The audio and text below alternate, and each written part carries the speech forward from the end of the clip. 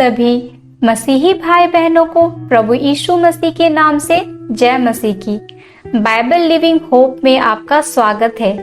हमारे इस चैनल को देखने के लिए सब्सक्राइब करें और बेल आइकन को जरूर दबाएं, तभी आपको हमारी आने वाली वीडियो का नोटिफिकेशन मिलता रहेगा।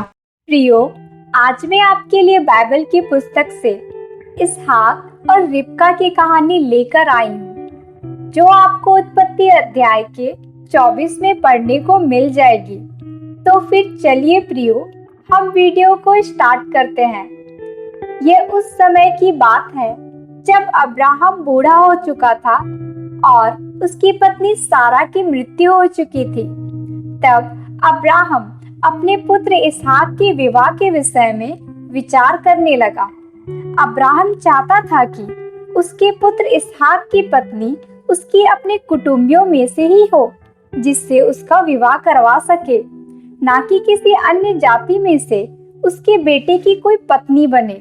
इसलिए अब्राहम ने अपने सबसे विश्वास योग्य दास एलीएजेर को, जो उसके घर में और उसके पुरनियों में और उसकी सारी संपत्ति पर अधिकार रखता था, उसे अपने पास बुलाया और उसके हाथ को अपनी जांघ के नीचे रखने को कहा और उससे यह शपथ खिलवाई कि तू मेरे पुत्र इसहाक के लिए कनानियों में से जिनके बीच मैं रहता हूँ कोई स्त्री न लाना, परंतु मेरे कुटुंबियों के पास मेरे देश में जाना और वहां से मेरे पुत्र इसहाक के लिए स्त्री ले आना।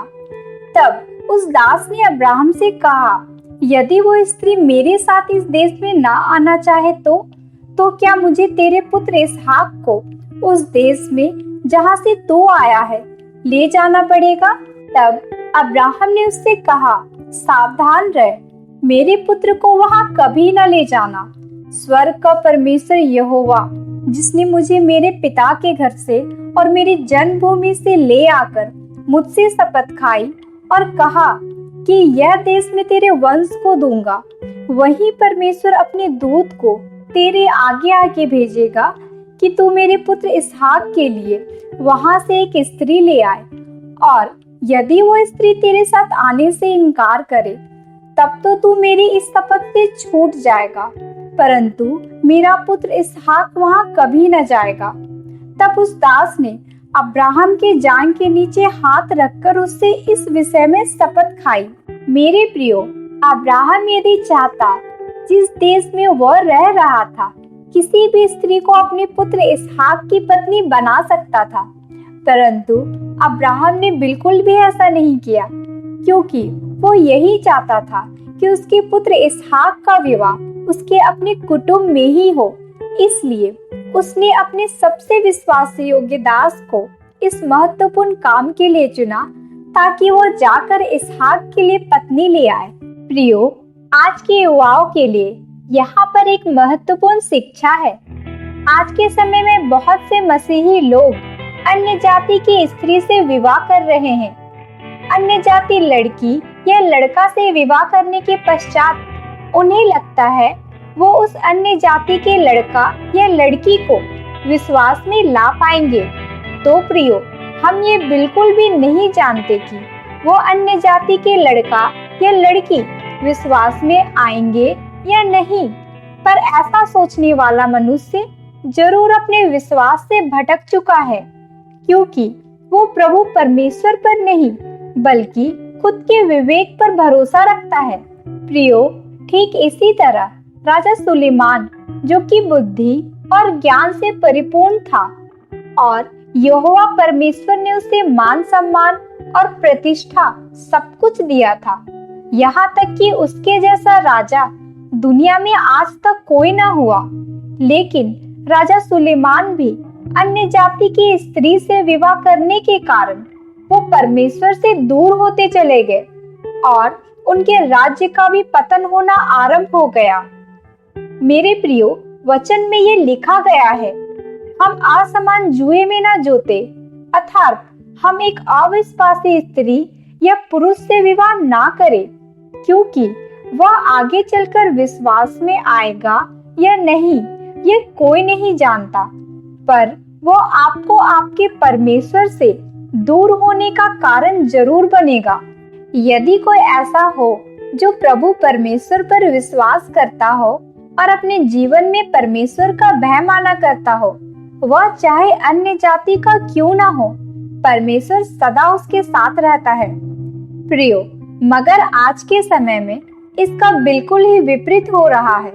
बहुत सी विश्वासी लड़की शादी तो कर लेती है, मगर फिर आगे चलकर अपने ससुराल के दबाव में आकर प्रभु से दूर होकर मूर्ति पूजा करना तक आरंभ कर देती है। कुछ लोग जो यह सोचकर चलते हैं कि वे अपने विश्वास से अपने साथी को भी विश्वास में ले आ सकते हैं, तो प्रियो, यह सिर्फ परमेश्वर की इच्छा से ही संभव हो सकता है। फिर कुछ लोग ये सोचते हैं कि वे अपने विश्वास से दूसरों को बचा लेंगे। ऐसे लोग पहले अपने आप को बचा ले, फिर दूसरे की सोचे। फिर आगे हम देखते हैं, अब्राहम से आज्ञा पाकर उसका दास अपने स्वामी के ऊंटों में से 10 ऊंट छांट कर और उसके सब उत्तम उत्तम वस्तुओं में से कुछ कुछ भेंट लेकर चला और मेसोपोटामिया में नाहोर के नगर के पास पहुंचा। तब उसने अपने ऊंटों को नगर के बाहर एक कुएं के पास बैठाया। शाम के समय बहुत सी स्त्रियां जल भरने को नगर से बाहर निकलती थी। तब अब्राहम के दास परमेश्वर से यो कहने लगा, हे मेरे स्वामी अब्राहम के परमेश्वर यहोवा, आज मेरे कार्य को पूरा कर और मेरे स्वामी अब्राहम पर करुणा कर। देख, मैं नगर के बाहर कुएं के पास खड़ा हूँ और नगर से कई स्त्रियां जल भरने को आई है। इसलिए ऐसा होने दे कि मैं जिस कन्या से कहूँ अपना घड़ा मेरी ओर झुका ताकि मैं पानी पी सकूं, तो वे कन्या कहे, ले पी, और फिर मैं तेरे ऊंटों को भी पिलाऊंगी, तो वह वही कन्या हो जिसे तूने अपने दास इसहाक के लिए चुना है। इसी रीति से मैं जान लूंगा कि तूने मेरे स्वामी अब्राहम पर करुणा की है। तो प्रियो, यहाँ हम देखते हैं कि अब्राहम के दास ने अपनी बुद्धि का सहारा नहीं लिया कि मेरे स्वामी ने जो काम मुझे दिया है उसे मैं अपने हिसाब से पूरा करूं, बल्कि यहाँ उसने परमेश्वर की अगुवाई मांगी कि प्रभु, जो स्त्री तूने ठहराया है उसका यह चिन्ह मुझे दिखा। वैसे ही प्रियो, हमें भी अपने जीवन के महत्वपूर्ण फैसलों को, विशेष करके विवाह संबंधित फैसलों में परमेश्वर की अगुवाई या चिन्ह को मांगना चाहिए, ताकि हम एक सही मार्गदर्शन में आगे बढ़ सके। हमें अपने बुद्धि का सहारा नहीं लेना चाहिए।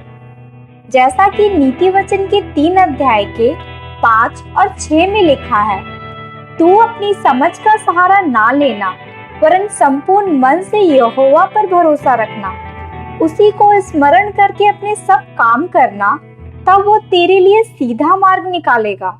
हाँ प्रियो, हर बात पर प्रभु की अगुवाई का पाना बहुत जरूरी है, तभी हमारा परमेश्वर हमारे लिए सीधा मार्ग निकालेगा। जैसा हम आगे को देखते हैं, जब अब्राहम का दास यह सब कुछ कह ही रहा था, रिबका नामक एक स्त्री जो अब्राहम के भाई नाहोर के जन्माए मिल्का के पुत्र बतूएल की बेटी थी, वे अपने कंधे पर घड़ा लिए हुए आई। प्रियो, रिबका बहुत सुंदर और कुंवारी स्त्री थी। उसने कभी किसी पुरुष का मुंह ना देखा था और वो कुएं के पास आई और कुएं के सोते के पास उतरकर अपना घड़ा भर लाई। तब वो दास दौड़कर उसके पास गया और कहा, अपने घड़े का पानी में से थोड़ा पानी मुझे पिला दे। तब रिबका उससे कहने लगी, मेरे प्रभु, ले पी ले। रिबका ने अपने घड़े से उस दास को पानी पिलाया।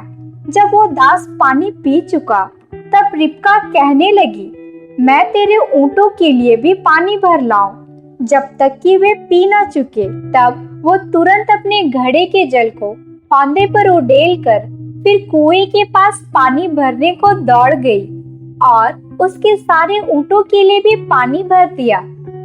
अब्राहम का दास चुपचाप अचंभे के साथ उसकी तरफ देखता हुआ यह सोचने लगा कि यहोवा ने मेरी यात्रा को सफल कर दिया है।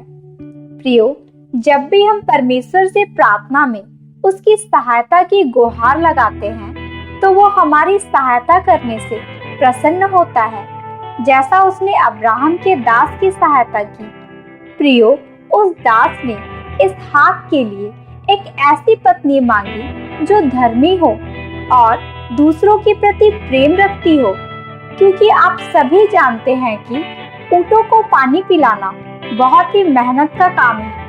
और उस दास ने प्रभु से यही कहा, जो स्त्री उसे ही नहीं बल्कि उसके ऊंटों को भी पानी पिलाए, वही स्त्री उसके स्वामी अब्राहम के पुत्र इसहाक की पत्नी बने। उस कठिन काम को करने के लिए रिबका ने अपने आप को आगे किया, जो कि दर्शाता है रिबका कड़ी मेहनत करने से डरती नहीं, साथ ही दूसरों के प्रति उसके हृदय में प्रेम भी था। तत्पश्चात हम आगे को देखते हैं। जब रिबका ऊंटों को पानी पिला चुकी, तब उस दास ने आधा तौला सोने का एक नथ निकालकर उसको दिया और 10 तोले सोने के कंगन उसके हाथों में पहना दिया और उससे पूछा, तू किसकी बेटी है? ये मुझको बता, क्या तेरे पिता के घर में हमारे रहने के लिए स्थान होगा? तब रिबका ने उत्तर दिया, मैं तो नाहोर के जन्माए मिल्का के पुत्र बतूएल की बेटी हूँ और हमारे यहाँ पुआल और चारा बहुत है और रुकने का स्थान भी है। तब उस दास ने सिर झुकाकर यहोवा को दंडवत कर कहा, धन्य है मेरे स्वामी अब्राहम के परमेश्वर यहोवा, जिसने अपनी करुणा और सच्चाई को मेरे स्वामी पर से हटने नहीं दिया और मुझे ठीक मार्ग पर चलाकर मेरे स्वामी के भाई बंधुओं के घर पर पहुंचा दिया। तब रिबका दौड़कर अपने माता के घर गई और उसको सारी बातें कह सुनाई। तब लाबान, जो रिबका का भाई था, वहां जाकर उस दास को अंदर बुलाया और कहा कि मैंने तेरे और तेरे ऊंटों के लिए स्थान तैयार कर दिया है। जब वो दास रिबका के घर में गया तो रिबका के पिता ने उसके आगे जलपान रखा, परंतु उस दास ने कहा कि मैं तब तक ना खाऊंगा जब तक अपने आने का कारण न बता दूं। तब उस दास ने रिबका के माता पिता को सारी बात कह सुनाई कि उसी ने मुझको इसहाक के लिए पत्नी लाने को भेजा है, और उसने यह भी बताया कि किस प्रकार यहोवा के दूत ने मुझे यहाँ लेकर आया है और प्रार्थना के बाद मुझे चिन्ह भी दिखाया, जो मुझे और मेरे ऊंटों को पानी पिलाए, वही स्त्री इसहाक की पत्नी होगी। इस प्रकार मुझे रिबका मिली, और यदि अब तुम मेरे स्वामी पर कृपा करो और सच्चाई का व्यवहार करना चाहते हो तो मुझे बता दो, ताकि मैं दाईं या बाईं ओर फिर जाऊं। ऐसा उस दास ने लाबान और बतूएल से कहा। तब उन्होंने ये सब सुनकर उत्तर दिया, यह बात यहोवा ही की ओर से हुई है, इसलिए हम लोग तुझसे ना तो भला कह सकते हैं ना तो बुरा। देख, तेरे सामने रिबका है, उसे ले जा। यहाँ पर हम देखते हैं प्रियो कि रिबका का परिवार भी यहोवा परमेश्वर का भय माना करता था, इसलिए परमेश्वर ने उस दास को रिबका के घर ले गया ताकि रिबका को वे इसहाक की पत्नी होने के लिए ले आए। प्रियो, हम आगे को देखते हैं। इन बातों के पश्चात उस दास ने यहोवा को झुककर दंडवत किया, और जो वस्तु उसने अपने स्वामी के घर से लाया था भेंट के रूप में, उसने उसे सोने और रुपए के गहने और कपड़े निकालकर रिबका को दे दिया, और उसके माता पिता और उसके भाई को भी उसने बहुमूल्य वस्तुएं भेंट के रूप में दिए। तब वह दास वहां रात बिताकर अगली सुबह उठकर कहने लगा, मुझे अपने स्वामी के पास जाने के लिए विदा करो। तब रिबका का भाई और उसकी माता ने कहा, कन्या को और कुछ दिन हमारे यहाँ रहने दो। तब उस दास ने कहा कि मुझे मत रोको, मुझे विदा करो ताकि मैं अपने स्वामी के पास जाऊं।